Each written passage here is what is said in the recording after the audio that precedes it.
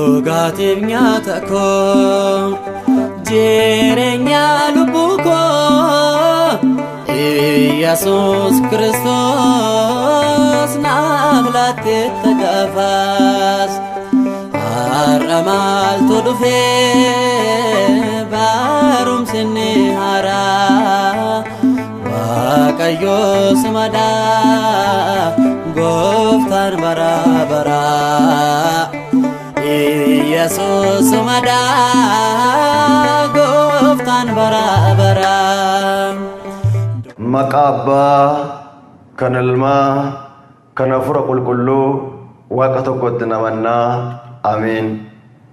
Jaallatamoota maatii Waaqayyoo sirna qulqulleessaadhaan Waaqayyoon kan tajaajiltan abboonni lubootaa citiif mana qulqullummaa sadarka kan jiru tajaajila mana Waaqayyoof kan ariifattan obboloonni daaqonootaa abbootiin armootiin mootummaa Waaqayyooti kan fakkeeffamtan daa'imman hundumti keessan nagaa Waaqayyoo akkam turtanii nagaa Waaqayyoo akka yoo nageessanii nagaa Waaqayyoo akkam turtanii Waaqayyo abbaan keenya fayyaa nuu kennee nagaa nuu kennee du'arraa nu oolchee jireenyaaf kan nu kaa'e Afuurri hamaan ergamaan seexanaa du'a keenya kan barbaadu Waaqayyo garuu jiraachuu keenya jaallatee amma sa'aatii kanaatti kan nu tikse ulfinniif galanni guddaan teessoo isaa ari'aan gubbaa irratti galanni guddaan isaaf haa ta'u. Saba Waaqayyoo akka jaalala Waaqayyootti sagalee Waaqayyoo waliin barannaa Waaqayyo hunda keenya nu barsiisuun jaalala isaa nuuf haa ta'u. Kottaatii ilaalaa isa jedhu Wangeela Yohaannis boqonnaa 1:39 gubbaarraa kottaatii ilaalaa jedha.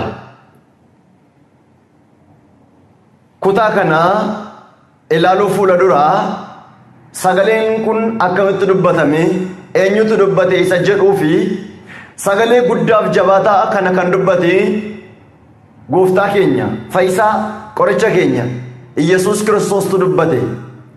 Sagalee kana dubbachuu isaa fuula duraa waa'ee isaaf raajonni yeroo waa'ee isaa dubbachaa turan waa'ee isaaf dubbii baay'een yeroo dubbatamaa ture qulqulluun Yohaannis cuuphaan biyya lafaatti ba'ee yeroo inni waa'ee isaa lallabaa ture barattoonni Yohaannis eenyuun akka inni ta'e baruudhaaf ilaaluudhaaf hin hawwu turani. Yohaannis yeroo inni waa'ee Yesuus Kiristoosin lallabu warreen Yohaannis itti lallabu sun Yohaannisiidhaan ati eenyudha jedhanii isa gaafatan. Ati eenyudha jedhanii yeroo isaan isa gaafatan Yohaannis ani walqixxeessaa karaa gooftaa isa Isaayyaas dubbateedha jedhee dhugaa bahaa ture. Isaayyaas raajicha boqonnaa 40 lakkoofsa 2 kaastanii gaafa laaltan sagaleen tokko lafoonaa keessaan iyya karaa gooftaas walqixxeessaa haaraa jedhee kan inni dubbatu ani isaadha jedhee dubbachaa ture. Yohaannis yeroo inni kana dubbatutti yeroo cuuphaa geggeessaa ture. Cuuphaa Yohaannis cuuphu irratti ati maaliif cuuphtare jedhanii namoonni baay'een gaaffii isa gaafatu turan. Ani garuu kan inni isin cuuphu bishaaniin malee kan abiddaaf hafuuraan isin cuuphu na booddeedhaan jira. Isaaf immoo kophee miila isaatiin illee gad jedhee hiikuufiin kan naaf hin danda'amne jedhee waa'ee isaa dhugaa ba'aa ture. Barattoonni Yohaannis yeroo kana eenyuun akka inni ta'e Kiristoosin arguudhaaf hin hawwu turan. Maalummaa isaa hubachuudhaaf Yohaannis waa'ee isaa mi'eessee isaanitti dubbachaa kan ture arguudhaaf hin hawwu turan. Yeroo kana borumtaa isaa Yohaannis barattoota isaa wajjin yeroo inni dhaabbachaa jirutti gooftaan keenya fayyisaan Yesuus Kiristoos dhufee bukkee isaa darbe. Wangeela Yohaannis boqonnaa 1:35 kaanee gaafa laalu gooftaan Yesuus Kiristoos gaafa inni dhufee bukkee darbu Yohaannis barattoota isaatii wajjin hin dhaabbata ture jedha. Yohaannis barattoota isaatii wajjin si'a dhaabbachaa jirutti yeroo gooftaan keenya fayyisaan Yesuus Kiristoos bukkee darbu elaa olicha qaraaniyoo isa cubbuu namarraa fuudhu jedhee Yohaannis waa'ee isaa dubbate. Elaa olicha qaraaniyoo isa cubbuu namarraa fuudhu gaafa inni jedhu barattoonni Yohaannis olicha qaraaniyoo isa ta'e Masiihicha Yesuus Kiristoosin waan arganiif isa duukaa bu'an. barattoonni Yohaannis lama Yesuus Kiristoosin duukaa bu'anii adeemuu jalqaban. Yesuus Kiristoosin duukaa bu'anii gaafa deemsa jalqaban garuu booddee isaan adeemu turan. Isa duukaan adeemu turan. Yesuus Kiristoos yeroo inni deemsa jalqabe yeroo inni adeemaa jirutti barattoonni Yohaannis kun lammeen booddee isaan yeroo isaan adeeman Yesuus Kiristoos maaliif akka isaan deeman beeka ture. Maaliif ree yaada namaa beeka kaanni waan namni karoorsee deemu beeka kaanni maaliif akka namni yaada akkamii akka karoorsee adeemaa jiru hin beeka. Waaqa jalaa kan dhokate hin jiru. Galanni ulfinni lelleen isaaf haa ta'u malee saba Waaqayyoo. Barattoonni Yohaannis kun lameen Yesuus Kiristoosin duukaa yeroo adeeman yeroo isa duukaa adeemaa jiranitti inni itti galagalee maal barbaaddu isaaniin jedhe. Maal barbaaddu? Yeroo kana barattoonni Yohaannis lamaan barsiisa iddoon buufata keetii eessaa gaafa isaan ittiin jedhanii Yesuus Kiristoos kottaatii ilaalaa ittiin jedhe. Kottaa maal godhaayi? Kottaatii ilaalaa. Iddoon buufata isaanitti agarsiisuudhaaf isaan hin waan. Hawwii garaa isaanii maalaa barbaachaa akka isaan deeman waan beekuuf kottaatii ilaalaa isaaniin jedhe. Barattoonni Yohaannis lammeen gooftaa keenya Yesuus Kiristoosin duukaa bu'anii iddoo buufata isaas gahanii innis iddoo buufata isaatti isaan barsiise. Yeroo inni isaan barsiisu kunis sa'aatiin isaa sa'aatii kurnaffaa ture jedha. Sa'aatiin isaa sa'aatii kurnaffaa ture. Sa'aatii kurnaffaa kanatti erga Yesuus Kiristoos isaan barsiise erga iddicha isaanitti agarsiise borumtaa isaa gooftaan keenya fayyisaan Yesuus Kiristoos dubbii kanatu dubbatu barattoonni lamaan dubbii Yohaannis dhagahanii isa duukaa bu'an kun isaan keessaa tokko Indiriyaas obboleessa Simi'oon ture. Indiriyaas obboleessa Simi'oon fayyina argate kanaaf obboleessa isaa Simi'ooniin waamuu barbaade.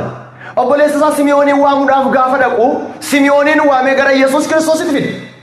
Gara Yesuus Kiristoos gaafa Simi'oon dhufu Simi'oon Yesuus Kiristoos fagootti gaafa argu Simi'oon ilma Yoonaa jedhee isatti dubbate. Yeroo inni dubbii isatti jalqabu Masiicha arganneera jedhee sababii inni isa waameef Masiicha nuti arganneera jedhee sababni waamicha Simi'ooniif godheef Simi'oon gaafa dhufu Simi'oon maqaan kee har'aa ka'ee Keefaas jedhamaa jedhe. Waaqayyo maqaa namaa geeddaraa saba Waaqayyo galanni isaaf haa ta'u. Laala. Maqaa keenya sagadee ture gaariitti nu geeddara. Hojii hamaarraa deebi'uu qabna malee. Maqaa isa kaleessa baannee adeemaa turre sanarraa deebi'uu qabna malee. Kaleessa hattu jedhamaa turre yoo ta'an isarraa yoo deebine Waaqayyo maqaa keenya nu geeddara. Wanta isaaf dadhabame hin jiru kaa. Hojii jallinaa sanarraa yoo deebine Waaqayyo maqaa keenya nu geeddara. Maqaa namaa kan namaa geeddaru Waaqayyoodha. Galanni isaaf haa ta'u. Saba Waaqayyo. Laala. Ati maqaan kee Simi'oon hin jedhamu har'aa kee maqaan kee Keefaas jedhama. Keefaas jechuun immoo Phexros jechuudha jedha afaan Giriikiitiin. Phexros jechuun immoo kattaa hin sochoone jechuudha jedha. Laala.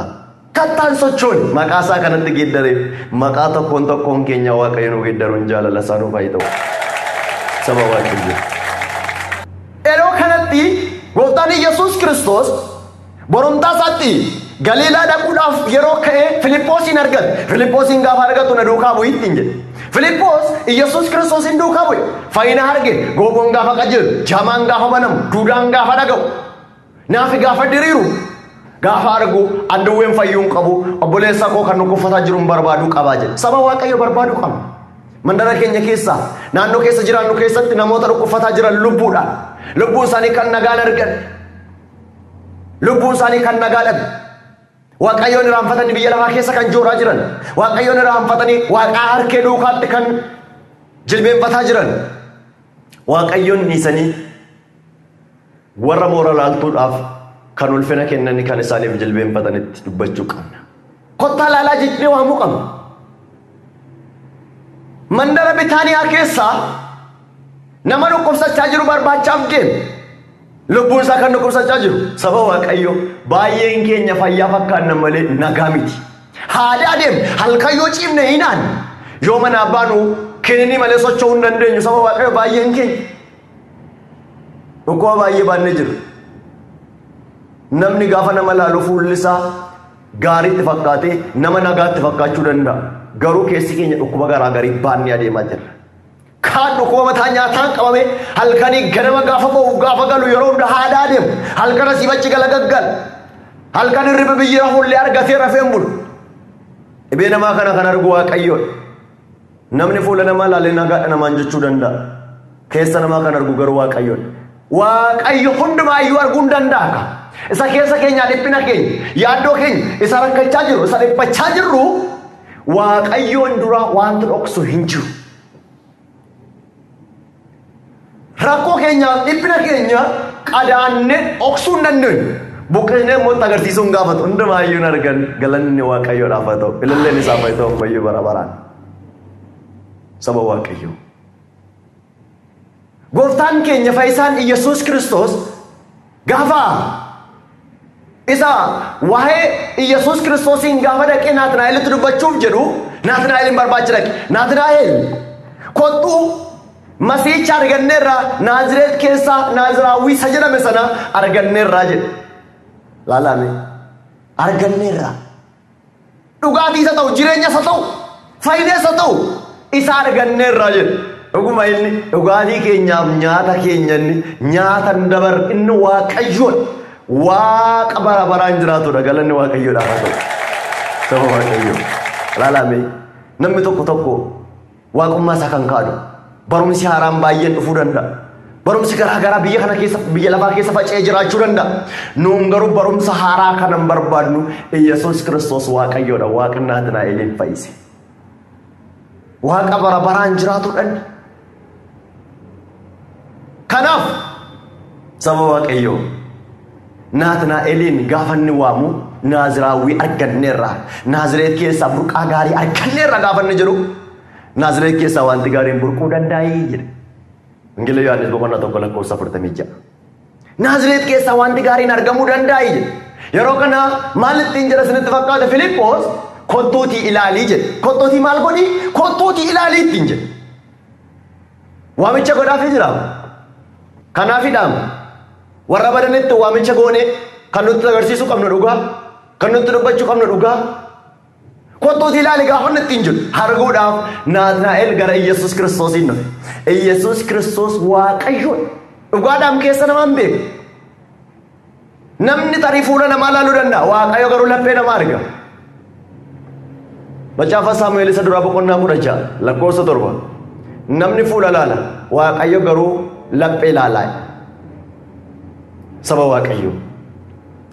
Naatnaa'el waa'ee Masiihichaa gaafa dhaga'u Naazireet keessa burqaa gaariin argamuu danda'e. Wanti gaariin dhuguma argamuu danda'e jechaa dhufe. Iyesuus Kiristoos garuu fagootti gaafa sargu maal ittiin jedha? Namicha Israa'el qulqullicha Israa'el dhugaan arraba isaarra kan jiru sobni arraba isaarraa kan argamne kottu gara koo jedhee waamicha isaaf godhe.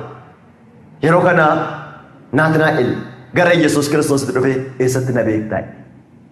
Maal ittiin jedha? Eessatti nu beeku? Saba waaqayyo nu beekamoo nu beeku. Nu beekanni isa jala waan tokko dhoksuu hin dandeenyu. Eessatti na beektaa jedhe. Dhugumaaf yoo namni tokko gaafa hojii hamaa hojjetu dukkanaan daate gaafa nama dhoksee hojii jallinaa hojjetu waaqayyo nan beeku jechuu danda'a. Waaqayyo garuu nu argeera. Waan nuti hojjenne gaarii waaqayyo argeera. Waan nuti hojjenne dabaa waaqayyo argeera. Dhoksinee hamina samana namaa irratti hojjennu waaqayyo argeera. Balbala namaa hawwaaluudhaaf jireenya namaa mancaasuudhaaf isa balbala namaa dhaqnee hawwaalle waaqayyo argeera. Maqaa namaatiin jireenya namaa gadachuudhaaf isa godhame waaqayyo argeera. Waaqayyoon dursee kan argu rakkina namaa hin jiru saba waaqayyo. Waaqayyoon dursee inni arge furmaata isinii kennuu hin danda'u. Waaqayyo gaafa namaaf argu furmaata namaaf kenna. Eessatti na beektaa ittiin jedhe. Sababii kanaaf osoo Filiiphoos dhufee si waamin muka arboo jalattan si beekaa jedhe. Eessatti si beekaa? Osoo Filiiphoos dhufee si waamin iyyuu muka arboo jalattan si beekaa. Ilaalame saba waaqayyo. Waaqayyo keessa namaan beeka kan hin jedheef kanaafidha. Wangeela Luqaas boqonnaa 19 lakkoofsa 41 gubbaarratti gaafa Iyesuus Kiristoos gara Yerusaalemitti adeemu warri Yerusaalem hundi isaanii gaafa isaanii isa galateeffatan Hosaayinaa jedhanii maqaa Waaqayyoon kan dhufu galateeffamaadha gaafa isaan ittiin jiran namtichi Ayuudii ka'ee namoonni kun waan godhaa jiran hin beekan daa'imman gaafa si galateeffachaa jiran kana waan godhaa jiran kana hin beekanii daa'imman kana dhowwi jennaan daa'imman kun yoo dhiisan iyyuu dhagaan bitaaniyaa kun na galateeffata jennaan dhagaan olutaalee galateeffate galanni Waaqayyoodhaaf haa ta'u ilaalame dhagaatu galateeffate namni yoo dide iyyuu Waaqayyo yoomiyyuu galateeffamaadha bara baraan keessa dhagaa sana arge ka dhagaa dubbachiise Waaqayyo ilaalame muka harbuu jalattan si beekaa muka harbuu jala maaliif dhaqeela maaliif deeme muka harbuu jala maal hojjechuu dhaqe muka harbuu jala maal fuuchuu dhaqe muka harbuu jala saba Waaqayyo gaariidhaan nama waamee nama barsiisa Waaqayyo gaariidhaan hojii keenya isa jallinaa wajjin nu jaallatee nu waamee hojii isa jallinaa irraa akka nuti deebinuuf immoo nu barsiifata muka harbuu jalattan si beekaa kan inni ittiin jedhee akka abbootiin nu barsiisanitti saba Waaqayyo muka harbuu jala kan inni deemeef yeroo durbeen Maariyaam qulqullittiin durbaroo Maariyaamiin gooftaa keenya fayyisaa Yesuus Kiristoosiin deesse seexanichi Heroodis yeroo inni gorra'uudhaaf barbaadu ergamaan Waaqayyo qulqulluu Gabri'eeliin mucaa kanas baadhuutii gara Gibxiitti adeemi gaafa inni ittiin jedhe yeroo isheen Yesuus Kiristoosiin baattee gara Gibxiitti godaante yeroo daa'imman gorra'amaa turan haali daa'imman kennanii mormi daa'immanii gaafa raachita daa'imman gaafa dhiigi isaanii dhangala'u harmi harmoolii gaafa dhiita'ee aannan roobsu harmoolii gaafa imimmaan isaanii fuula isaanii irra dhangala'ee harma isaaniitti coccobe imimmaan gaafa isaan imimmaan bulluqaa lolaasan haadhi Naatnaa'el mucaa koo kanatti dabarsee hin kennu jettee Naatnaa'eliin baattee baala harbuutiin martee muka harbuu jala ciibsite muka harbuu jala gaafa ciibsitu muka harbuu kana jalatti dhattee harma hoosisti guddiste muka harbuu jalatti guddatee mukuma harbuu sana jalatti immoo guyyaa lammaffaa erga guddatee dargaggeessa akka isaatii morma haqaaqee ajjeese yeroo sadaffaadhaaf mukuma harbuu sana jalatti ejje laalame saba Waaqayyo waa sadii hojjete muka harbuu jalatti Naatnaa'el achi jalatti guddate harma haadha isaa hodhee muka baala harbuutiin marame achuma jalatti immoo nama ajjeese achuma jalatti immoo ejje Waaqayyo garuu sila gaafa waan dhugaan kan arraba isaarra jiru sobni arraba isaarra kan hin jirre jedhe waan amma immoo muka harbuu sana jalatti waan godhe yaaduu jalqabe Naatnaa'el muka harbuu sana jalatti akkamitti akka guddate yaaduu jalqabe muka harbuu jalatti si beekatu Filiphos waamin gaafa inni jedhu isa hojjete isa jalatti guddate yaadate isa jalatti jalleen hojjete yaadate yeroo kana ati dhuguma Waaqayyoodhaa jedhe ati dhuguma Waaqayyoodha ati dhuguma waa'ee namaa beeku jedhee gaafa inni miilla Yesuus Kiristoositti kufu Yesuus Kiristoos akkasittiin jedhe waantan muka harbuu jalattan si beeka jedheef amantee waantan maal godheefi waantan muka harbuu jalattan si beeka jedheef amantee kan kanarra caalan iyyuu arguudhaaf jirtaa'edha kan kanarra caalan iyyuu maal gochuuf jirta arguudhaaf jirtaatti Waaqayyo gaarii nu agarsiisuudhaaf karoora qaba saba Waaqayyo jireenya dhiphinaa keessaa gara gaariitti nu ceesisuudhaaf karoora nuu qaba gaarii ganaa nu agarsiisuudhaaf karoora nuu qaba tarii dhiphinni koo kun amma yoomiitti jennee kan dhiphannu baay'een keenya jiraachuu dandeenya dhiphina keenya nurraa kaasuudhaaf Waaqayyo karoora qaba gaarii caalu nu agarsiisuudhaaf karoora qaba baradhee milkiin dhabe baradhee milkaa'uu dadhabe kan jechaa jirru saba Waaqayyo milkoomina keenyaaf guyyaa qaba guyyaa isaa dursee garuu waan tokko ta'uu hin danda'u tarii horree hormaata keenyatti boqonnaa dhabneerra ta'a jireenya keenyatti halkanni keenyaaf guyyaan keenya yeroo hundumaa boqonnaa dhabeera ta'a boqonnaa nuu kennuudhaaf Waaqayyo karoora nuu qaba saba Waaqayyo ganaa gaarii nu agarsiisuuf guyyaa nuu qaba kan kanarra caalu arguudhaaf jirta gaafa inni ittiin jedhu saba Waaqayyo itti dabalee yeroo ergamoonni riqaadhaan samiirraa gadi bu'aniif ol ba'aniyyuu arguudhaaf jirtaa'edha jireenya bara baraa nu agarsiisuudhaaf Waaqayyo karoora nuu qabu hundumaan fiixaan nuu baasuun jaalala isaa nuuf argata kanaaf maal jechuudha kottaati ilaalaa jennee nama waamna kottaa ilaalaa jedhe macaafa qulqulluu keessaa yookaan kitaaba qulqulluu kana keessaa kottaa ilaalaa kan jedhu kun iddoo baay'ee jira kottuuti ilaale kan jedhu nama tokko lama yoo argitan gara fayyinaatti waama nam tokko argitan kottuu ilaaleedhaani Ingila Yohaannis boqonnaa tokko lakkoofsa 46 dubbadhaa Nama lama yoo argitan kottaa laalaadhaa fayyinatti waama. Saba Waaqayyoo. Wangeela Yohaannis boqonnaa 11 lakkoofsa 28 kaanee gaafa dubbisnu yeroo Alaazaar du'e gooftaan keenya fayyisaan Iyesuus Kiristoos lafa awwaala sanatti lafa du'aa isaatti waan hin argamne barattoonni dhaqanii akka Alaazaar du'e gaafa isatti dubbatan. Akka Alaazaar boqote gaafa isatti dubbatan. Iyesuus Kiristoos taa'ee gaafa guyyaa arfaffaa gara mana Maartaaf Maariyaam gaafa deemu. Fayyisaan keenya gooftaan qorichi keenya Iyesuus Kiristoos gaafa dhaqu Maartaan yaa barsiisa tuuti jiraatti obboleessi keenya hin du'u ture jette. Tuuti jiraatti maal hin ta'u obboleessi keenya hin du'u ture. Yeroo kana gooftaan keenya fayyisaan Iyesuus Kiristoos hammayyuu hin du'uun jiraataa jennaan. Isheenoo akka du'aa ka'umsa booddee akka jiru nan amana. Booddee akka inni ka'ummaa abdiin qaba gaafa jiru ammumayyuu amannaan ta'uu danda'a wanti isaaf dadhabame hin jiru. Dhuguma ka wanti Waaqayyoof dadhabame hin jiru. Yeroo kana Maartaan fiiddee dhattee Maariyaam obboleetti isheetti himte. Isheenis itti gabbaatee alatti gaafa simatu.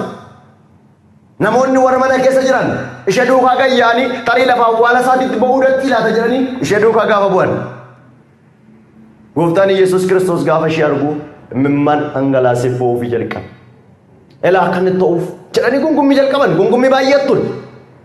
Gungummii isaanii keessaa inni kaan immoo tarii maaliif hin fayyisuu inni jaama banaa ture inni gofoo qajeelchaa ture amma immoo reeffa keessaa du'aa keessaa waamuu hin danda'u jechaa turan. Har'aa baay'ee dubbatu. Yeroo kana sagalee isaa ol kaasee eessatti awwaaltanii jedhee isaan gaafate. Maalittiin jedhee eessatti awwaaltanii? Yeroo kana isaan immoo kottuutii ilaaleedhanii fuuldura bu'an. Kottuutii maal godhi? Ilaaleedhanii fuuldura isaa bu'an. Iddoo awwaala isaatti agarsiisuudhaaf wangeela Yohaannis boqonnaa 11 lakkoofsa 34 gubbaa irratti kottuutii ilaali. Kottuutii ilaaleedhanii itti agarsiisuudhaaf iddoo awwaala isaa gaafa geessan lafa awwaalaa gaafa ga'u Alaazaar erga du'e guyyaa 4 ta'eera foolii fideera jedhanii namoonni. Inni garuu Alaazaar jedhee isa waame du'a keessaa isa waame. Galanni Waaqayyoodhaaf haa ta'u. Alaazaar du'a keessaa waamame. Kottaa ilaalaa jedhaatii du'a keessaa namoota kaasaa. Kottaa ilaalaa jedhaati jireenyatti isaan booji'a. Saba Waaqayyoo ilaaluu dhufnaan fayyina fudhatanii galu. Ilaaluu dhufnaan jireenya fudhatanii galu. Waan hamaa ilaaluuf hin deemina. Waan gaarii ilaaluuf kottaa. Kutaa macaafa qulqulluu keessaa kottaa itti agarsiisa. Kottuu ilaaleedhaani. Kottaa ilaalaadhaan itti agarsiisa. Saba Waaqayyoo. Wangeela Luqaas boqonnaa 19 lakkoofsa 1 kaanii gaafa ilaalu warreen ilaaluu dhaqanii fayyina argatan argan. Yeroo gooftaan keenya Iyesuus Kiristoos yeroo koon keessa gaafa ni darbu Zakkiyoos namni jedhamu Masiicha isa jedhame Kiristoos Iyesuusin ilaaluudhaaf mana ba'e. Maal gochuudhaaf? Ilaaluudhaaf. Maal gochuudhaaf? Ilaaluudhaaf. Ilaaluuf gaafa ba'u garuu hojjaan isaa saafin eeyyame gabaa baay'een isa duukaa deemu turan kaa. Kaan sanatoo bareedina fuula isaa ilaaluudhaaf. Kaan immoo waan hin jirre jiraachisee waan nama qallabu soora isaaniif jedhanii garaaf kan deeman baay'een jiru. Har'as garaa isaaniif kan deeman dhaabbatanii hafuu hin danda'an. Garaaf kan adeeman yoomiyyuu jiraachuu hin danda'an nu wajjin turuu hin danda'an. Kan keenya kan ta'an garuu yoomiyyuu nu wajjin jiraatu. Waaqayyo nuuf jiraachisu malee. Saba Waaqayyoo. Kanarratti Zakkiyoos arguu gaafa dhabu garuu karaa Iyesuus Kiristoos darburra dhaabbatee karaa inni darbuun mukatti ol ba'ee dhaabbatee eege. Yeroo Zakkiyoos mukatti ol ba'e hojjaa isaaf jecha maaliif akka inni muka sanatti ol ba'aa jiru Waaqayyo beekamuu hin beeku. Beekaa. Gaafa isa bira ga'u garuu Zakkiyoos gadi bu'i har'a mana kee oluun naaf taattiin jedhe. Zakkiyoosis gadi bu'e Iyesuus Kiristoosiin fudhatee galee Iyesuus Kiristoos gara mana isaatti seene. Mana isaatti gaafa galu namoonni baay'een gungummii baay'ee irratti geggeessaa turan. Garuu Zakkiyoos qabeenya koo walakkaa warra deeganiif nan hira. Namoota kanaan dura caalmaa irraa fuudheera ta'e gibira irraa kaaseera ta'e immoo isaaniif immoo dachaa afuriin nan kaffalaaf gaafa inni jedhu fayyinni mana kanaaf ta'eera jedhe. Waaqayyo fayyina hunda keenyaan nuuf haa taasisu. Kanaaf gaa warra fayyina laala arguu dhufanii fayyina fudhatanii galan jiru. Mee namoota waamicha goona kottaa laalaa jennee waamaa jirra. maalitti agarsiisuu qabna?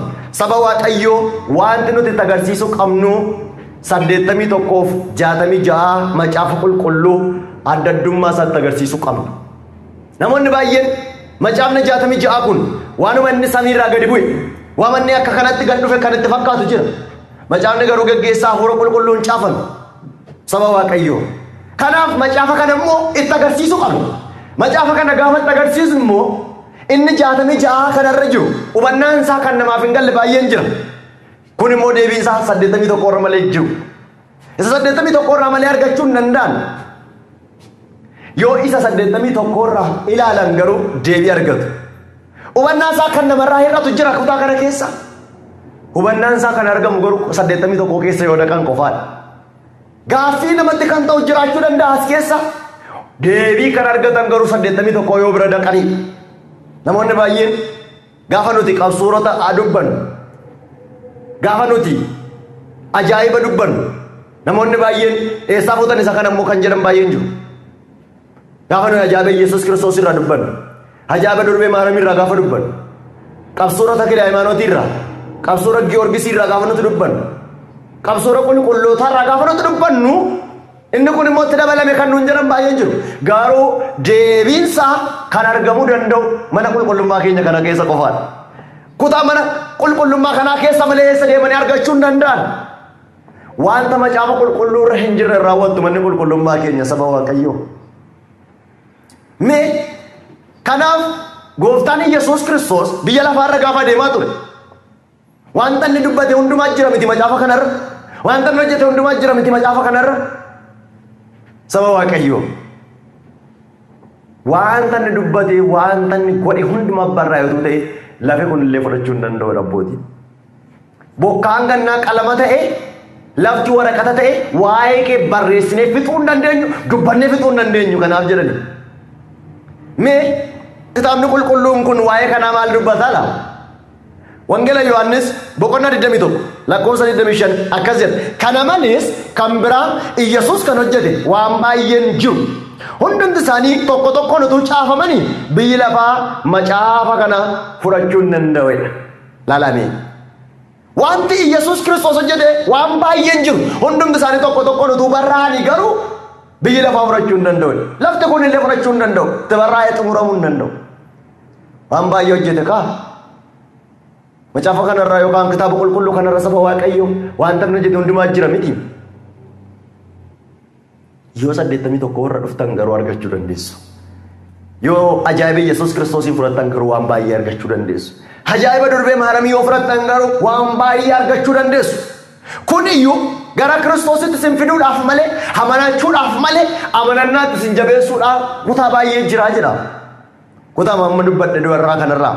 Wangeela Yohaannis boqonnaa 20 lakkoofsa 30 gubbaarraas Yesuus macaafa kana keessatti kan hin caafamin milikkita kan biraa baay'ee bartoota isaa duratti hojjeteera.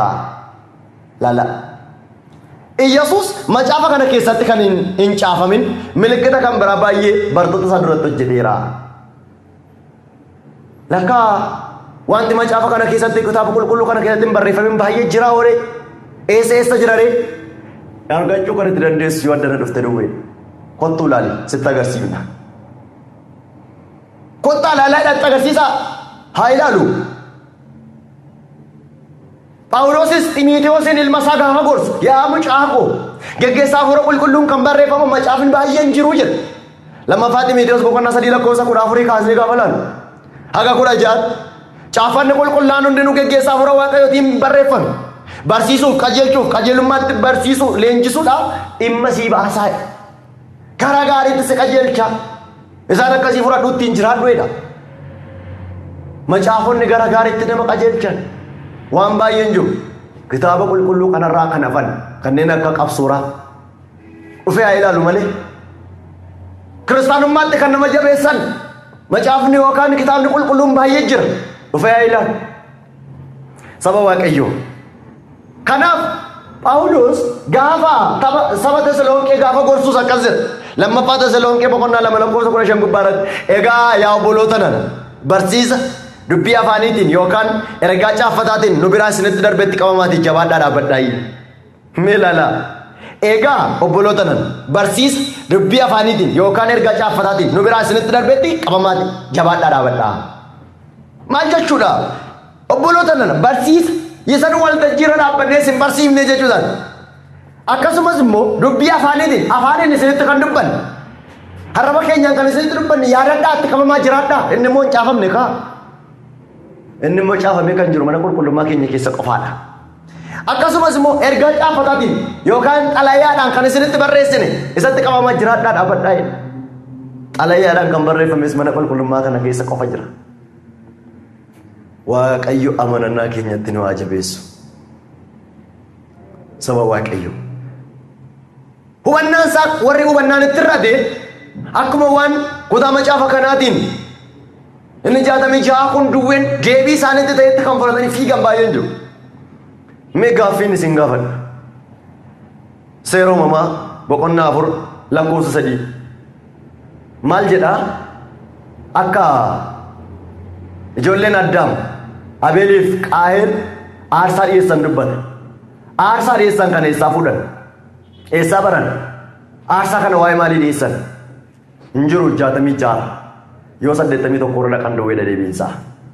Aarsaa waa'ee Qaayilaaf abbaan isaanii Addaam ejeje akkamitti akka dhiyeessan maaliif akka dhiyeessan 81 irra malee 66 irra hin jiru. Bara baay'ee nu goyoomsan, bara baay'ee dhugaa nurkaa gatan, bara baay'ee ijoollee Waaqayyo hoolota Waaqayyo karaa rakkachisan. Amma garuu nu hin danda'an. Galanni Waaqayyoodhaaf haa ta'u bara baraan malee yoomiyyuu nu hin danda'an. Himmoo namoonni kan keenya saba Waaqayyo. Akkuma kana Luqaas boqonnaa 2 lakkoofsa 1 irrattis waa'ee dhalachuu Yesuus Kiristoos hin dubbata. Guyyaa maalirra dhalate? Sa'aatii akkamii dhalate? Hin jiru 66 81 irra yoo dhaqan malee argachuun hin danda'amu. Lammaffaa mootota boqonnaa 9 lakkoofsa 13 akkasuma wangeela Yohaannis boqonnaa 12 lakkoofsa 13 gubbaarratti ijoolleen Israa'el gaafa Hoosaayinaa damee meexxii qabatanii galateeffatanii jedha. Damee meexxii qabachuun kun maaliif eessaa dhufe? Eessarraa argan? Kun hundumtuu 66 irraa kitaaba Kufaalee boqonnaa 3 lakkoofsa 2 irraa malee argachuu hin danda'an. Laalame.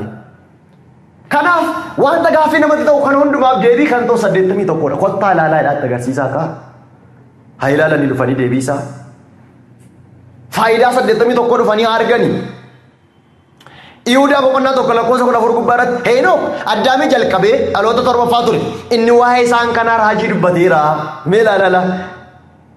Yihudaa boqonnaa 1 lakkoofsa 14. Heenok Addaamii jalqabee dhaloota 7ffaa ture. Inni waa'ee isaan kanaa raajii dubbateera. Waa'ee isaan kanaa maal godheera? Raajii dubbateera. Raajii akkamii dubbate? Raajiin dubbate eessa jira? Barreeffamni waa'ee raajii sanaa eessa jira? Deebiinsa raajiin raajii argachuu kan dandeenyu 81 irraa raajii Heenok boqonnaa 9 lakkoofsa 22 irraa arganna. Waa'ee qulqullootaa sanni raaji. Waa'ee qulqullootaa, waa'ee ergamootaa sanni dubbate. Raajii Heenok boqonnaa 9 lakkoofsa 22 gubbaarra iji koo bakka ergamootaaf qulqullootaa wajjin jiraatu argeera. Isaan mucaa namaaf cimsanii kadhatu. Isaan mucaa namaaf maal godhu? Cimsanii kadhatu. Qulqulloonni nuuf kadhatan warri jiran ikkoo 81 argine silaa nuu kadhatu jedhu. Ergamoonni nuun kadhatan kan jiran dhufanii argumsila utuu 81 arganii akka isaan kadhatanii. Raajii Heenok raajii kana deebiisaa raajii Heenok irra dhaqanii argu kaa inni immoo 81 keessa malee hin jiru. Waaqayyo hubannaa nuuf haa kennu. Isaan akkasitti agarsiisuu qabu. Isaan akkasii kottaa ilaalaa jennetti himuu qabna. Lammaffaa irratti wanti nuti itti agarsiisnu erga waamnee macaafota geeddaraman afaanii afaanitti gaafa jijjiiramu afaanii afaanitti gaafa geeddaramu namoonni hubannaan itti irrate kutaa kanaan jechoota baay'ee keessaa hir'isanii wanta baay'ee jijjiirraa baay'ee irratti gaggeessanii amanannaa irraa nu kuffisuudhaan wanti isaan hin goone hin jiru. Lafa ergamoota jedhu keessaa kutanii, lafa taabota jedhu keessaa kutanii, lafa maqaa durbee maaramii dha'u keessaa baasanii nama baay'ee amantii irraa kaachisaniiru. Ijoollee amantii irraa kuffisaniiru. Saba Waaqayyoo Galaatiyaa gubbaarratti Phaawulos kanaaf dubbate. Macaafni illee kan biraan hin jiru. Macaafa isa kanaan dura isinitti lallabne irraa adda kan isinitti lallabe habaaramaa ta'u kan inni jedheef. Macaafa jijjiiranii nutti lallabaa turan. Ijoollee baay'ee karaarraa kaachisanii turan.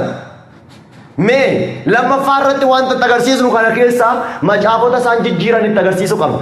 Anaaf isin beekuu qabna eessatti akka isaan geeddaran. Macaafa isaan jijjiiran keessaa Wangeela Yohaannis boqonnaa 2 lakkoofsa 4 gubbaa irratti yeroo gooftaan keenya fayyisaan Yesuus Kiristoos Qaanaa Galiilaatti cidhaaf gaafa affeeraa cidhaa kana irratti durbeen Maariyaam kaatee gaafa sakaratte inni jechoota inni ittiin dubbate jijjiiranii akka wanta inni arrabseetti kan dubbatan.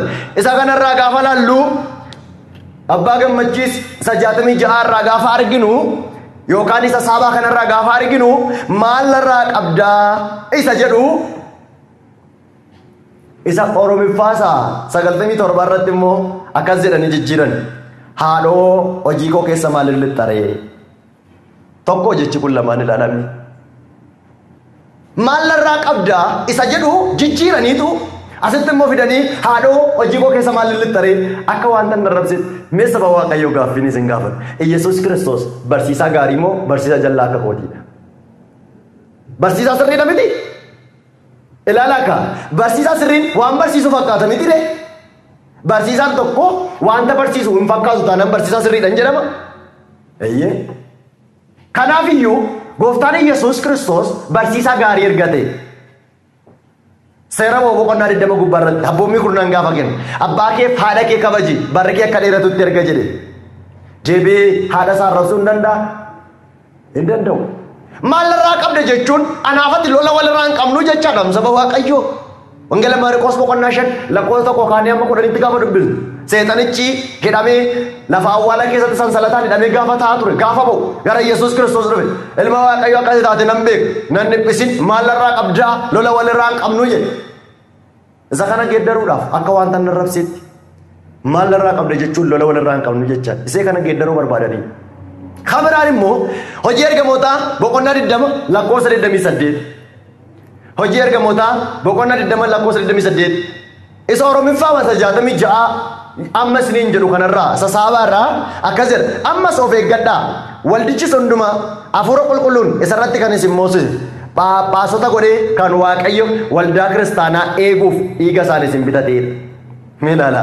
Ammas of eeggadhaa waldichi hundumaa hafuura qulqulluudhaan isarratti kan isin moosise.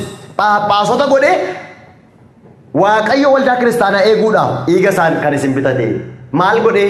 Phaaphaasota godhee. Maal godhee? Phaaphaasota godhee. Isa danarraa immoo gaafa dubbisu ilaalame hojii ergamootaa boqonnaa 20 lakkoofsa 28 gubbaarraa isa kana irratti immoo akkas jedha. Of eeggadhaa karra hoolota Waaqayyoo warra hafuura qulqulluun akka eegdaniifis isin dhaabeefis eeggadhaa. Waldaa kiristaanaa Waaqayyo dhiiga isaa tokkicha ilma isaatiin kan isin isaaf godhate. Tokko as keessa Phaaphaasii kan jedhu dhageessaniittu hin jiru. Jarribe Phaaphaasii waan hin qabne Phaaphaasii jettu keessaa balleessan. Nuun garuu Phaaphaasii qabna galanni Waaqayyoof haa ta'u. Ilaala amantii dhugaan kanaan beekamti. Jarri Phaaphaasii waan hin qabneef Phaaphaasii jettu kana keessaa balleessan. Phaaphaasii kan jettu kutaa kana keessa hin jiru. Isa Oromiffaa 97 maxxanfame kana yoo laaltan. Lamaan isaayyuu garuu 66. Kun hunduu maaliif beektu? Kun hundumtuu anaaf isiniin balleessuudhaaf. Anaaf isiniin daandii ganamaarraa kaachisuudhaaf. Anaaf isiniin amanannaa dhugaarraa nu kaachisuudhaaf. Kallattii baay'eedhaan seexanni nutti gamaa jira. Mana qulqullummaa balleessuudhaaf. Bifa jijjiirratee haala garaagariitiin anaaf isiniin balleessuudhaaf. Kiristaana fakkaatee yookaan lallabaa fakkaatee anaaf isiniin balleessuudhaaf. Faarfataa fakkaatee anaaf isiniin balleessuudhaaf bifa adda addaatiin nutti dhufeera. Kun hundumtuu keessa darbamuu kan danda'u soomaaf kadhataan. Waaqayyo harkaa nu baasuun jaalala isaa nuuf haa ta'u. Tokkoffaa Xiimotewos boqonnaa 3 lakkoofsa 1 gubbaa irrattis akkas jedha. Dubbichi dhugaan namni episkooposummaa fedhu hojii gaarii fedha.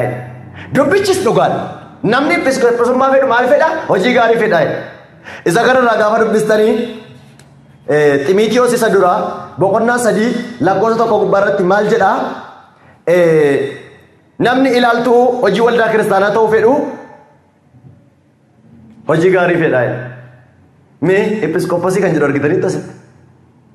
Jijjiiran bee episkooposii waan hin qabneef Episkooposii keessa balleessanii ilaaltuu waldaa kiristaanaa.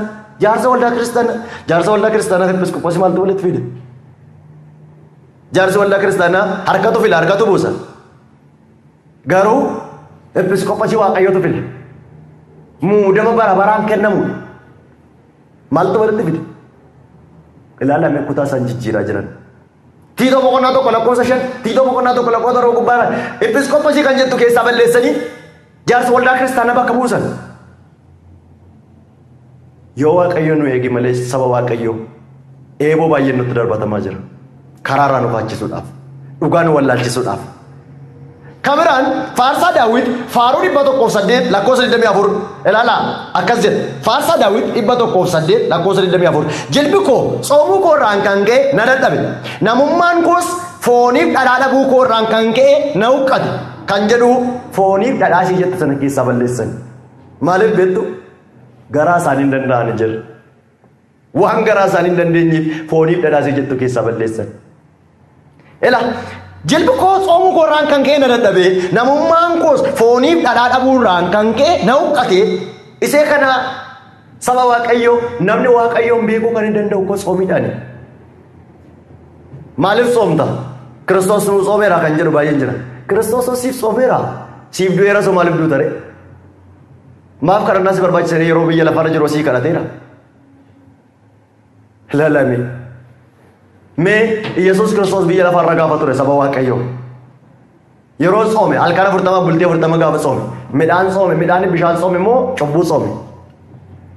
Midhaan bishaan soome miti maaliif waaqayyo cubbuun hojjeta? Inni waaqayyoodha miti. Bishaan midhaan soomuun immoo akka nuyi bishaan midhaan soomne qaama keenya adabne waaqayyoodha wajjin jiraannuufidha. Namni garaa isaa dadhabe nu wajjin deemuu hin danda'u jiran. Namni garaa isaa dadhabe yeroo baay'ee nu biraa dachee sokkeera.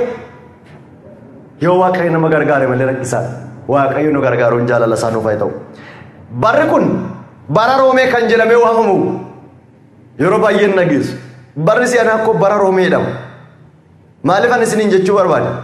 Kutaa jijjiiramee erga Phaawulos keessaa sanni Roomeetti barreessa. Roomee 8 lakkoofsa 34 gubbaarra isa jiru kutaa isaa jijjiiranii nama baay'ee karaarraa wallaalchisaniiru. Akka maaliif akka Yesuus Kiristoos araarsaa ta'e inni araarsaadha inni nuuf kadhata akka jedhani inni waaqayyoon miti akka jedhani garuu inni waaqayyoodha. Inni waaqummaa isaa kutaa baay'ee keessatti argina. Haa ta'u Roomee 8:34 gubbaarratti inni sirriinsaa akkas jedha. Macaafni inni sirriinsaa inni bara 1939 aga 40 gidduutti barreeffame horatanii fuutanii ilaaltan akkas jedha. Yesuus Kiristoos waa'ee keenyaaf du'ee du'a keessaas ka'ee mirga abbaa isaa taa'ee. Waa'ee keenyaafis hin murteessaa. Yesuus Kiristoos waa'ee keenyaaf du'ee du'a keessaas ka'ee mirga abbaa isaa taa'ee waa'ee keenyaaf hin murteessaa. Isa jedhu hin murteessa isa jedhu kana keessaa balleessanii hin murteessa isa jettu kana keessaa kutanii garaa laafaa waa'ee keenyaaf garaa laafaa jedhanii hiikoosaa jalqabaa irratti. Hiikoosa ta'an irratti immoo waa'ee keenyaaf dhiifama laachisaatti jedhan. Isa xumuraa sama biyyi lafaatti hin raafamaa jirtu. Isa biyyi lafaatti hin dogoggoraa jirtu waa'ee keenyaaf nuuf kadhataa jedha. Laalame inni waa'ee keenyaaf hin kadhatama moo nuu kadhatama moo nuu kadhatama? Nuu kadhatama moo nuu kadhatama? Waa'ee keenyaaf nuu kadhatama minni isa kadhannam. Wangeela Yohaannis boqonnaa 16 lakkoofsa 25 kaastanii 23 hanga 27 yoo argitan akkas jedha. Naannoo 25 irratti kan isin argitan hin dubbadha. Waan na jaallattaniifis ta'e waan nan jaallanneef abbaatti nuuf himin jettu. Amma kana dura fakkeenyaan isinitti dubbachaa ture. Yeroo fakkeenyaa isinitti dubbanne dhufuuf jira. Yeroo sanatti immoo isin waan na jaallattaniifis ta'e waan nan jaallanneef abbaatti nuuf himi abbaatti nu araarsin jettu. Ani garuu nan dubbadha abbaatti isiniif hima isiniin hin jedhu. Maaliin isinii godhan jedhu abbaatti isiniif hima isiniin hin jedhu. Isinin araarsa isiniin hin jedhu. Kutaa kanatti durkaa badheen biyya lafa harkaa. Isa kana geeddaran isa sana immoo argine. Geeddaruu hin danda'an sichi qabannee roobna waaqayyootiin. Sichi argachuu hin danda'an hirkaabaaneer mooneerra mo'amuu hin dandeenyu sichi saba waaqayyoo. Kabiraan raajii Zakkaariyaas boqonnaa 1 lakkoofsa 12. Ergamaan waaqayyoon saba Israa'elitti waggaa 70 arteetta. Amma yoomitti garaatti jabaattaa dhiifama maaliif hin gootuufi jedha. ilaala raajii Zakkaariyaas boqonnaa tokko lakkoofsa 12 ergamaan waaqayyoon saba Israa'elitti waggaa 70 arteetti amma yoomitti garaatti jabaadhaa dhiifama maaliif hin gootuufi amma jecha kanarra gaafa laaltan ergamaan waaqayyoo kun kadhataafii jira moo abaaraa jira yookaan immoo abaarsisaa jira kadhataafii jira miti isa kan immoo ergamaan waaqayyoo nuun kadhatu waan jedhaniif akkasitti geeddaran raajii Zakkaariyaas boqonnaa tokko lakkoofsa 12 gubbaarratti ergamaan waaqayyoon saba Israa'elitti waggaa 70 aarteetta magaalaa Yerusaalemii fi Yihuudaatti waggaa 70 aarteetta si'achi immoo meeqa tafaafi laalame meeqatti dabaltaaf ganaamu jechaa ni jiru akkatti geeddaraa jiru akka waan inni abaarsisaa jiru inni garuu kadhataafii jira ergamaan waaqayyoo nuun kadhatu jechuudhaaf nuuf garuu ergamoonni waaqayyoo nuuf kadhatu nuuf kadhatu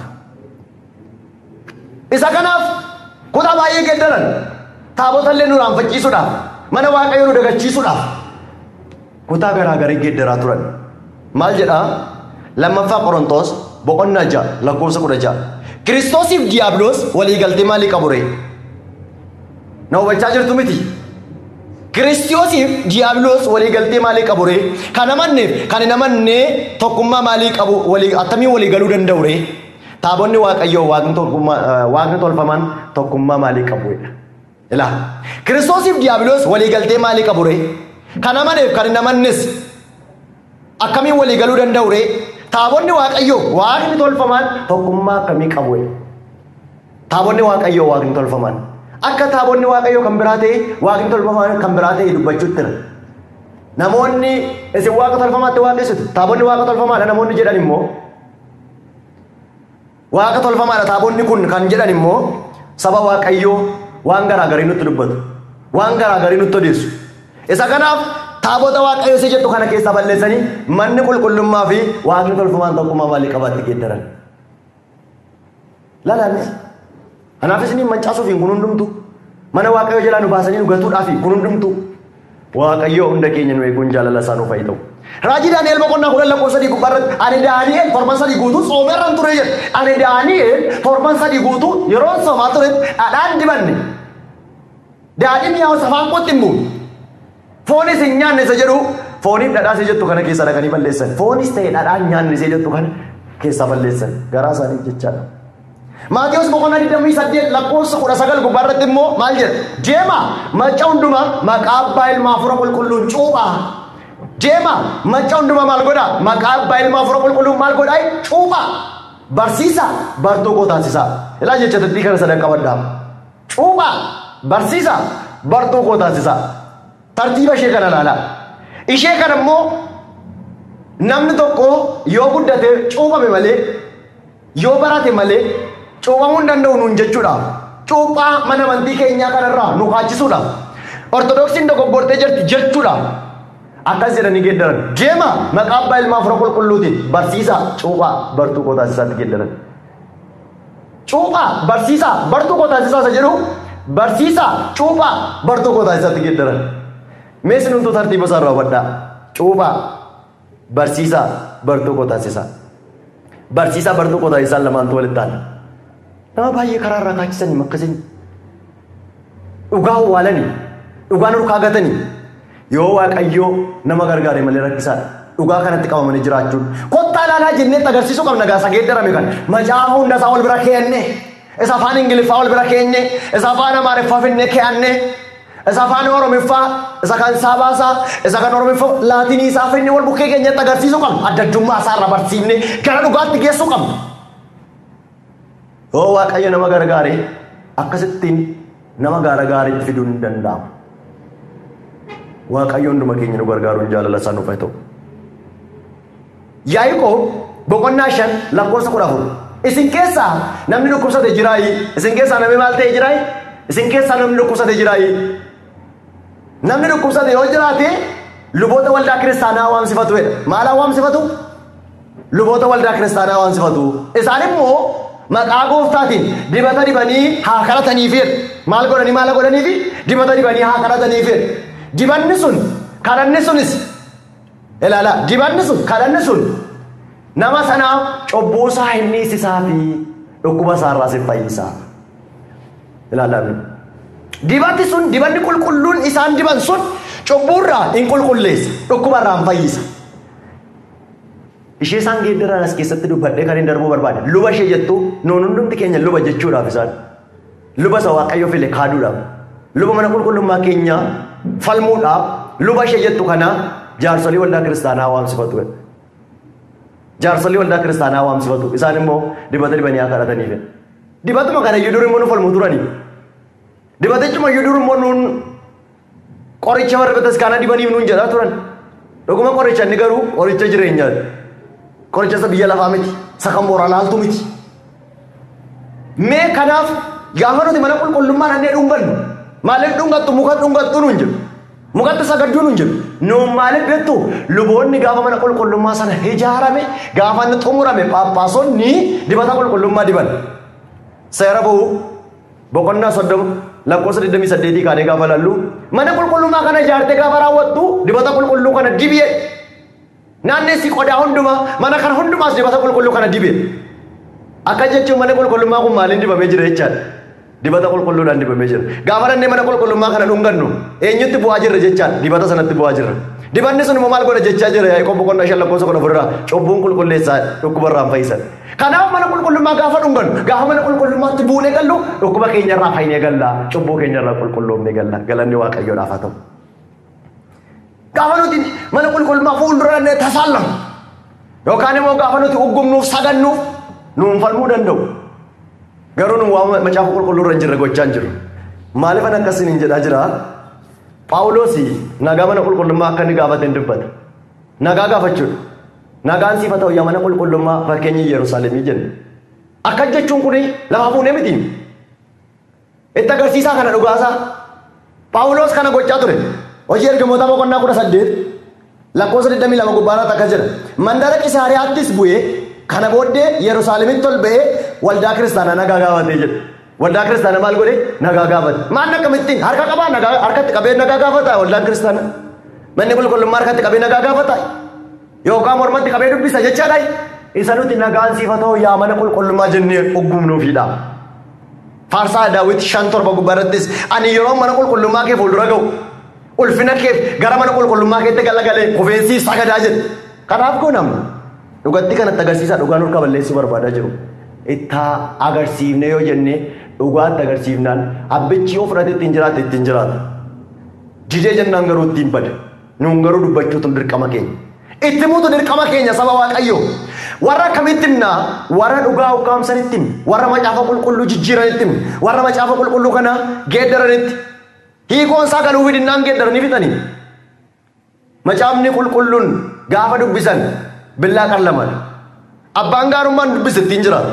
Abbaan garuu gara biraatti hiikkate immoo ittiin bada. Hiikoon isaa rakkisaadha. Maal jedha Phaawulos? Lammaffaa Phexros boqonnaa 3 lakkoofsa 16 gubbaarratti akka jedha. Inni ergaasaa hundumaa keessatti waa'ee dubbii kanaaf yeroo caafu akkuma kana hin dubbatu. Ergaasaa keessaa illee waan hubachuun isaa nama dhibu tokko jira. Isa kanas warri wallaalonni warri waanuma argan qabanii gadhiisan. Akkuma caafata qulqullaa isa kaan jallisan. Akkuma caafata qulqullaa maal godhan isa kaan jallisan. Badiisaaf akka isaanitti ta'utti hiika isaa micciiru. Hiika isaa maal godhu? Hin micciiru. Hiika isaa micciiranii dhugaan urkaa balleessaa jiru. Hiika isaanii micciiru kanaaf immoo warri hiika isaa micciiran immoo maaltu isaanii eeggataa jira? Lakkoofsa 17 gubbaarratti lammaffaa Phexros boqonnaa 3 lakkoofsa 17. Isin garuu michoota koo isa kana duraan dursitanii beektaniitu. Kanaafis irraa kaachuu warra seera Waaqayyoo hin eegneetiin fudhatamtanii sokkitanii jabeessitanii qabattan irraa akka hin kufneef of eeggadhaa jedha. Of eeggadhaa. Of eeggachuu qabna. Warra seera malee jiraatan, warra tsooma malee jiraatan duukaa yoo buun irraa kufuu dandeenya. Warra sagadii qulqullootaaf hin ta'u, galanni isaaniif hin barbaachisu warra jiran duukaa buune jennaan baduu dandeenya. Sakanarraa of eeggadhaa nuun jedhaa jiraata. Kan nama eegullee Waaqayyoodha inni nu eeguun jaalala isaa nuuf haa ta'u. Dhugaatu ukkaanfame. Isaayyaas 59 lakkoofsa 14. Isaayyaas 59 lakkoofsa 14. Maal jedhaa? Dhugaa yaa'ii keessatti karaarra jallifameedha. Dhugaa maal ta'e? Dhugaa yaa'ii keessatti karaarra jallifame. Dhugaatu yaa'ii keessatti karaarra jallifame. Biyyi lafaa dhugaa ukkaamsaa jira. Dhugaa keenya ukkaamsaa jira. Dhugaa keenya dhoksaa jira. dhugaa yoomiyyuu dhokatu garuu mul'ata. Namni ibsaa qabsiisee gubuu jala kaa'uu danda'a ree jedha. Dhuguma ukkaamsuu hin danda'an. Yeroodhaan waan ukkaamsan isaaniitti fakkaachuu danda'a. Garuu ukkaamsuu hin danda'an. Yoomiyyuu moona. Yoomiyyuu moo'ichi kan ijoollee Waaqayyoodha kaa. Warreen nuti itti dubbannu kun eenyu faadhaa? Warri nuti itti muuqamnu eenyu faadhaa? Jarribee dhugaaf saba isaa kan isaan adda baasan numa keessatti baranii ba'aniiti. Sirraa bareen sirra baradhee jedhu namni saalfii hin qabnee jedhu abbootiin.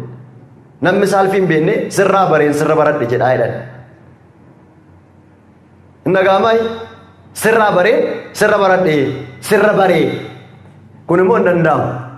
Tokkoffaa Yohaannis boqonnaa 2 lakkoofsa 19 gubbaarratti akkas jedha. Mee jechatti kana qabadhaas. Nu keessa turan nu keessaa immoo ba'an. Nu keessaa ba'uun isaanii immoo keenya waan hin ta'iniifi. Ilaala nu keessa turan nu keessaa ba'an. Nu keessa turanii nu keessaa ba'an. Nu keessaa ba'uun isaanii immoo keenya waan hin ta'iniif. Amantiin argitan kun hundumti isaas keessaa ba'e. Hundumti kun nu keessaa immoo ba'e. Nu keessaa ba'uun isaanii immoo maal waan hin ta'iniif keenya waan hin taaneef. Naannoo lakkoofsa 20tti maal jedha? Utuu isaan nu keessaa hin baane ta'e nuun iyyuu amanannaa kanatti hin jabaannu turree jedha. Waaqayyoon dhageenya nu haa gargaaru. Nu keessaa ba'e. Har'a inni faarfata fakkaatu nu keessaa ba'aa jira. Inni lallaba fakkaatu nu keessaa ba'aa jira. Nu keessaa ba'uun isaa keenya waan hin taaneef. Utuu keenya ta'eera ta'e nu wajjin tura kaa. Utuu keenya ta'eera ta'e nu wajjin dhaabbata kaa. Kanaaf yeroo waan neefinu immoo gaaffiin isin gaafatu hundumaa deebisuudhaaf qophaa'u ta'a. Gaaffii namni isin gaafate hundumaa deebisuudhaaf qophaa'u ta'a. Isin gaafachuu danda'a haa gaafatu. Tokkoffaa Phexros boqonnaa 3 lakkoofsa 15 gaaffii gaafatamtan hunda deebisuudhaaf qophaa'u ta'a jedha. Isin gaafachuu danda'a isin haa gaafatu. Deebii kottuu ilaaleedhaatti agarsiisa. Deebiitti agarsiisuu qabna asirraa. Deebiitti agarsiisuu qabna addanarraa waamne. Maal jedhaa? Namoonni tokko tokko gaaffii isaan dhufanii gaafatan kottaa ilaalaa inni itti agarsiisuu qabna kan hin jedheef hafuura qulqulluun qabdan isin kan jedhan baay'een jiraachuu danda'u. Isin hafuura qulqulluun qabdan kan jedhan baay'een jiraachuu danda'u. Nuun garuu hafuura qulqulluu qabna. Maal qabna? Hafuura qulqulluu qabna. Luqaas boqonnaa 1 lakkoofsa 35 gubbaarratti ergamichi immoo hafuura qulqulluun sirraan bu'aa humni Waaqayyo Abbaa si golboobattiin jedhee jedha durbee Maaramiidhaan. Ilaala. Ergamichi immoo hafuura qulqulluun sirraan bu'a humni Waaqayyo Abbaa si golboobaa. Mee Maariyaamiidhaan yeroo akka jedhu maal jechuudha? Maariyaamiirra maaltu jira jechuudha? Hafuura qulqulluutu irra jira. Hafuura qulqulluun Maariyaamiirra jira. Namoonni hafuura qulqulluu hin qabne hafuura qulqulluu qabna jedhanii kan dubbatan jiru. Nafa durbeen Maariyaamiin hin jirre hafuura qulqulluun hin jiru misraachoo. Bakka. Durbee Maariyaamii kan hin beekne hafuura qulqulluu hin qabu. Hafuurri qulqulluun sirra bu'a humni Waaqayyo Abbaa si golbooba jedha. Humna Waaqayyo seerra jiruuf immoo galata isheef laan kabaja laannaaf. Ergama Waaqayyootiifis kanaaf laan. Maatiyos boqonnaa 22 lakkoofsa 29 caafata qulqullaa humna Waaqayyoos waan hin beekiniif irraa kaattanidha. Caafata qulqullaas waan hin beekiniif irraa kaattan. Humna isaas humna Waaqayyoos hin barreedha. Humni Waaqayyo Maariyaamiirra jira kaa. Humni Waaqayyo ergamoota isaarra jira kaa. Humna Waaqayyo waan hin bariniif irraa kaattanidha. Kanaaf saba Waaqayyo Luqaas boqonnaa 1 lakkoofsa 39 ka'ee akkas jedha. Luqaas boqonnaa 1 lakkoofsa 39 ka'ee maal jedha isinitti fakkaata? Gaafa ergamaan Waaqayyo durbee Maariyaamitti misiraachoo dubbate kana booddee utuu hin turin Maariyaam kaatee ariifattee baddaatti ol baate. Gara mandara Yihuudaa dhaqxee mana Zakkaaraasitti ol galtee Elsaabeetiin nagaa gaafatte. Yeroo Elsaabeet nagaa Maariyaam dhageessetti mucichi gammachuudhaan garaa ishee keessa burraaqeedha. Elsaabeet yommus hafuura qulqulluudhaan guutamtee sagalee ishee ol fudhattee dhageessiftee ati dubartoota hundumarraa eebbifamtuudha mucaati garaatti baattus eebbifamaadha jette. Mee ilaalaa saba Waaqayyo. Gaafa durbeen Maariyaam nagaa gaafachuuf gara Elsaabeetiin nattu. Elsaabeet gammachuudhaan gaafa kaatu Elsaabeet hafuura qulqulluudhaan guutamtee jedhe. Akkuma sagalee durbee Maariyaamiin dhageesseen hafuura qulqulluudhaan guutamte. Ammas garuu haati gooftaa kootii dhuftee akka dubbiftuuf ulfanni amma nagaa weessaanaaf ta'e. Akkuma sagaleen nagaa kee gurra koo bira ga'een mucichi garaa koo keessa gammachuudhaan burraaqee jedhe. Mucichi garaa koo keessa burraaqee. Hubachaa jirtu nama baay'ee hubannaatti irristee seexanni. Gaafa sagaleen Waaqayyoo dubbatamu hirribatti natti, hamuummitti natti, dadhabbiitti natti. Tsoomii dadhabsiisa. Gaafas waa'een hafuura qulqulluu maaramii irra jiru. Gaafa dubbatamus seexanni nama baay'ee dadhabsiisuu dandeessi. Nama baay'ee kan fuutee deemtellee gaafa fuutee deemuuf kaate beektu hubannaa itti hir'isuudha yookaan hirribatti natti yookaan mummiitti natti yookaan gaafa wangeelli barsiifamu asiifan jilaalchis hin dadhabsiisti turte. Intalatu maal goote beektu wayyaa gabaabduu jilbaa olii uffatteetu duba isheen dhaabbattu qilleensa irraa bal gochuutti ka'e. Asiin qilleensa irraa bal godhe maraatuun tokko immoo dhaabbattee ilaalti. Asiin qilleensi irraa fuudhe. Ilma ilaalti maraatuun. Maraatuun namni tokko tokko yeroo baay'ee maraatuun seenaa isin guyyaa tokko tokko nagaadha. Irrumaa darbata inni ilaalti. Gaafa qilleensi qullaa ishee bakkeetti agarsiisu ofirra gatteessi qullaa ishee dhoksachuu gaafa kaatu katti maraatuun itti sittee si obboleettii ko jette. Eenyaan anaan iyyuu gaafa nama raachuuf hekka kee kana na godheette. Nama tokko tokko gaafas keessaa fuudhee deemuuf ka'u waa'ee maaramii gurratti duucha. Waa'ee barumsa amantaa gurratti duuchaa ture. Kanaaf sagaleen nagaa kee akkuma gurra koo bira ga'e mucichi garaa koo keessaa burraaqee jedhe. Har'a biyyi lafaa kan inni garaa baqaffachuudhaaf da'uudhaaf yeroo jedhu garaa baqaffachuu mana yaalaatti fiigu waan maaramii jibbeefiidha. Dur yeroo maaramii maqaa waaman yeroo durboo maaramii waammatan harmoolii meeqatu opereeshinii ta'ee beeka. Harmoolii meeqatu hospitaalatti dee'ee beeka. Amma garuu maaramii maal si gooti? Ambulaansii waamii dookteerii waamii baay'ata. Isaan kana tacha'uu midhaan kan hin jedhaa jiru. Dhugicha tokkanfame dhugichatti agarsiisuu waan qabnuuf dubbachaa jira. Dhugicha kottuu ilaali jechaan hin jiru. Daa'imni garaa keessa sagaleen maariyaamii gaafa dhaga'u utaale daa'ima kanaa gadi kan ta'an baay'een jiru. Kan isheen jaallanne yeroo maqaan ishee ga'u qurruu caalaa kan gurraachaan baay'een jiru. Yoo Waaqayyo wanna namaaf kenne. Hafuurri qulqulluun saba Waaqayyo nama kuffisa moo isa kufe kaasa? Hafuurri qulqulluun isa kufe kaasa moo nama kuffisa? Namni tokko tokko hafuura qulqulluu arganne jedhanii kan lafa gangalatan jiraachuu danda'u. Hafuurri qulqulluun namatti nama hin kuffisu. Hafuurri qulqulluu warra kufan kaasa galanni isaaf haa ta'u malee. Hojii ergamoota boqonnaa torba lakkoofsa 55 akka jedhe Isxifaanos garuu hafuura qulqulluudhaan guutamee utuu ija irraa hin buqqifatinis Waaqa keessa ol ilaalee jedhe. Ilaalame hafuura qulqulluudhaan guutamee Isxifaanos miila isaa ol qixxeeffate samii keessa ilaale utuu ija isaa irraa hin buqqifatin samii keessa gaafa ilaalu ulfina Waaqayyoon Yesuus Kiristoos hin mirga baatti argee jedhe. Kufeeti lafa gangalachaati maaliin guutamee immoo jira hafuura qulqulluun guutamee immoo jira dhaabbatee jedhe miila isaa ol qixxeeffatee mirga baatti Yesuus Kiristoos hin arge. Hafuurri qulqulluun inni kan keenya nama dhaaba galanni isaaf haa ta'u. Hafuurri qulqulluun inni ortodoksii gaarii namatti agarsiisa du'arraa jireenya namatti agarsiisa badiisa nama fida warra kufan kaasa malee nama gangalachiisu kanatti agarsiisu qabu. Mooneerra kana hundumaa dhugumaan isiniin jedhe warreen dhugaa awwaalan kun maal akka fakkaatan ergamoota Waaqayyo qulqullootas hin kabajan. Roomee 8:33 ulfinni kan ta'uuf ulfina kenniif kan jedhu isa kana dhugaan urkaa ukkaamsanii ulfina ergamootaan urkaa balleessaa jiru. Ergamoonni garuu ulfina qabu. Lammaffaa Phexros boqonnaa 2 lakkoofsa 10 gubbaarratti warreen nuti jennu kun warreen nuyi sobanii dhufanii nutti dubbatanii dhugaan urkaa balleessan kun maal jedhu maal godhu hojii isaanii hin barree kottaa ilaalaa jennee kan nuti waamicha goonuuf lammaffaa Phexros boqonnaa 2 lakkoofsa 10 isaan warra akka ergamootaa Waaqa keessatti ulfina qaban hin arrabsu malee hin safeeffatanidha. Maal godhu malee maal hin godhani hin arrabsu malee maal hin godhani hin safeeffatanii warra akka ergamootaa ulfina qaban samii keessatti Mikaa'eliin Gabri'eeliifaa Rufaa'elii Faanu'eeliifaa warra nu jennu kana hin kabajani hin arrabsu malee dhuguma kaarra arrabsaa jiru moo kabajaa jiru Mikaa'elii arrabsaa jiru moo kabajaa jiru Gabri'eel arrabsaa jiru moo kabajaa jiru. Nuun garuu amantaan keenya kabajaa jettiin kabajji galanni isaaf haa ta'u. Hin waaqessu nu hin kabajna malee nuun ergamoota Waaqayyoo hin waaqessina hin waaqessu hin kabajni ammayyuu kabajni isaaniif haa ta'u. Kana immoo warri nuti waamnu warri nuti kottaa ilaalaa jennee waamnu sun maal godhu hin kabajan hin arrabsu malee saba Waaqayyoo. Warreen nuti waamnu kun maal godhu warra maal godhan waamna. Kottaa ilaalaa jennee dhugaa kana kan nuti agarsiisu. Nama hunda bakkee keessaa waamnaa lakki isaan akkamiin waamnu. Tokkoffaa Yohaannis boqonnaa 4:1-3 raajota sodduu baay'een gara biyya lafaatti ba'aniiru. Hafuurri Yesuus Kiristoos fooniin dhufuu isaa amanatee beeksisu hundi kan Waaqayyooti. Kanaanis hafuura Waaqayyoo ta'uu hin beektu. Hafuurri akka kanatti amanatee hin beeksifne kan Waaqayyoo miti. Inni kun hafuura isa Kiristoosiin mormuudha. Laalame Afurri fooniin dhufu Yesuus Kiristoos amanatee beeksisu hundumtuu kan Waaqayyooti. Fooniin dhufu Yesuus Kiristoos amanatee kan beeksisaa jiru amma ammaatti dhugaan isinitti Ortodoksii tawaayidoo dhufe. Maaliif jettee yoo jettan? Durbee maaramiirraa foon akkamitti akka inni fudhate? Dhugaatiif nyaata keenya akkamittiin akka inni nuute kan dubbatu Ortodoksii dhugeedha. Iccitii foon uffachuu Yesuus Kiristoos kan barsiisu amantii kana dhugeedha. Afurri foon uffachuusaa akkamittiin iccitii foon uffachuusaa amanatee hin beeksifne. Ina mana iyyuu akkamitti beeksisu? Amanatees beeksisaa kan jirus kana dhugeedha. Waaqayyo amantii kana nuu kenneef galanne isaaf haa ta'u. Saba Waaqayyo. Ilaalame inni mormituu Kiristoosiidha. Warra akkasiidha bakka. Warra mormituu Kiristoos ta'an sana gara Kiristoositti fiduu qabna. Warra Kiristoos araarsaa malee Waaqa miti jedhan waaqummaa isaatti agarsiisuu qabna.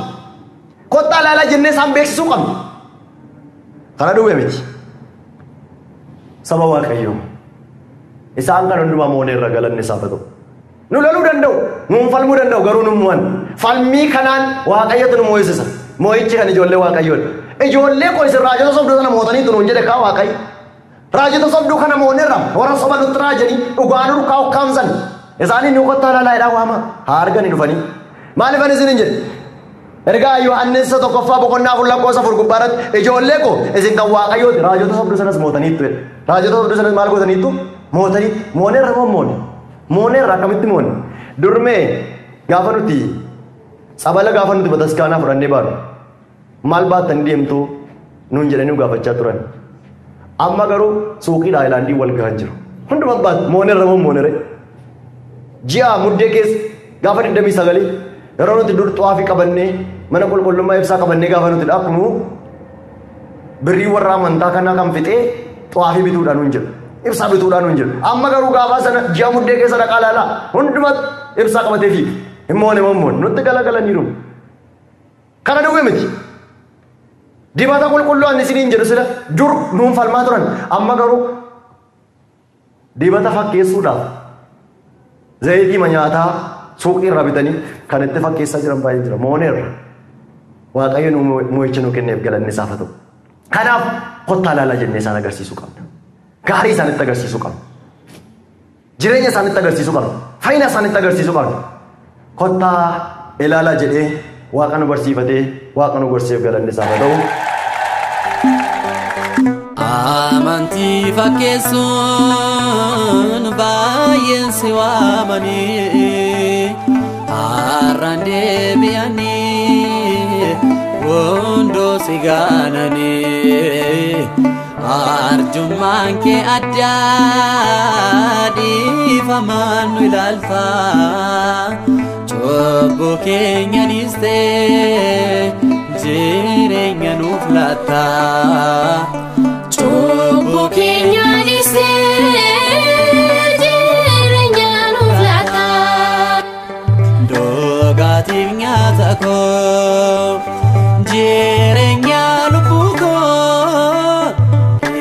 Yesuus Kiristoos naaf laatteetta gaafas har'a maaltu dhufee barumsa inni haaraa Waaqayyo sumada Gooftaan bara bara Yesuus sumada